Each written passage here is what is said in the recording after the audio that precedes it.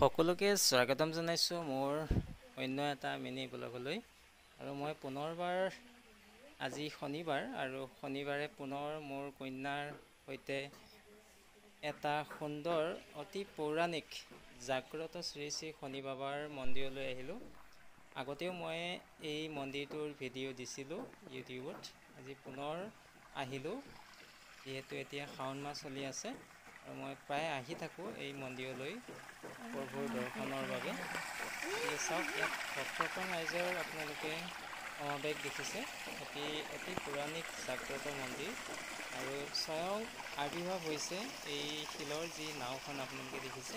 আৰু ইয়াত সুন্দৰভাৱে পানী নিজৰা বৈ আহি আছে আৰু এখেত পূজাৰী এই পূজাৰীজনে সুন্দৰভাৱে পূজাৰ বাবে যিখিনি পাত্ৰ সুন্দৰভাৱে ইয়াৰ নিজৰাত ধুই পখালি লৈ আছে। আৰু এই মন্দিৰটোৰ ইমানেই ধুনীয়া পৰিৱেশ ইয়াত খটখটি বনাই দিছে।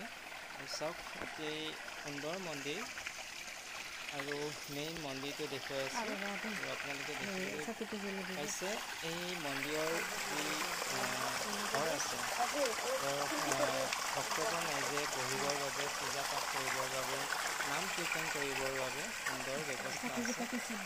গতিকে চাওক, এইখন হৈছে অতি পৌৰাণিক নাও। গতিকে ইয়াৰ খুব ধুনীয়া পৰিৱেশৰ যি দৃশ্য আপোনালোকৰ মাজত শ্বেয়াৰ কৰিছোঁ। আৰু ইয়াত জানিব পৰা গৈছে যে এটাৰ শিলৰ গণেশ বাবাৰ মূৰ্তিও দেখিবলৈ পোৱা গৈছে। গতিকে মই সেই ঠাইলৈ যাব নোৱাৰিম। ইয়াত শিলৰ যি প্ৰকাণ্ড শিলত খোদিত যি মন্দিৰ এটা আছে এই নিজৰাটোৰ ঠিক মধ্য অংশত। আৰু চাৰিওপাশে দেখিছে আপোনালোকে, ইয়াত এই মন্দিৰটোৰ চাৰিওপাশে ফুলৰ গছ, তুলসী গছ আৰু পাৰ চৰাই, ভক্তপ্ৰাণ ৰাইজে বাবাৰ চৰণত আহি তেওঁলোকে জোৰোৱা পাৰ চৰাই ইয়াত দান দিয়ে, এৰি দিয়ে। আৰু আপোনালোকে দেখিবলৈ পাইছে এই ঘৰৰ মন্দিৰৰ ওপৰত সুন্দৰভাৱে পাৰ চৰাই দৃশ্য দেখিবলৈ পোৱা গৈছে। গতিকে আপোনালোকে আহিব। আৰু এই মন্দিৰটোৰ লোকেশ্যনটো মই অলপ কৈ আছোঁ। গুৱাহাটী মহানগৰৰ পৰা মাত্ৰ 40 কিলোমিটাৰ দূৰত হ'ব। সোণাপুৰ চমতা হৈ আহিলে আপোনালোকে কলংপাৰ পবিত্ৰ যি ৰোড, সেই ৰোডত সহৰাৰ তিনিআলিৰ পৰা প্ৰায় 2 কিলোমিটাৰ দূৰত পাব আপোনালোকে এই জাগ্ৰত শ্ৰী শ্ৰী শনি বাবাৰ মন্দিৰটো। গতিকে আপোনালোকে ইয়ালৈ আহিব পাৰে। গতিকে শনি বাবাৰ যি মন্দিৰ, এই মন্দিৰলৈ আহি আপোনালোকে পূজা পাঠ কৰিব পাৰে।